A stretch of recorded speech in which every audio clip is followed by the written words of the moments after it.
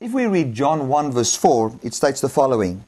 In Him, that is Jesus, was life, and the life in Jesus was the light of men. Now, isn't that awesome? Think of Jesus, think of God, enlightened, full of glory, full of radiance. Now here, the Bible states that the life that is in Jesus is what glorifies us. The life He lived glorifies us. So our own life can never glorify us. Our own life, our own way of trying to do good and be good and pray enough, fast enough, ask God for a breakthrough is not what will bring enlightenment to us and radiance. What will bring the very glory of God manifesting in our life is the type of life Jesus lived.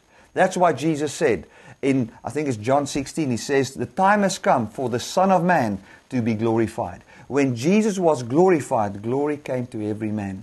So the glory of Jesus has been given to you as a free gift. So you don't have to try and shine for Jesus.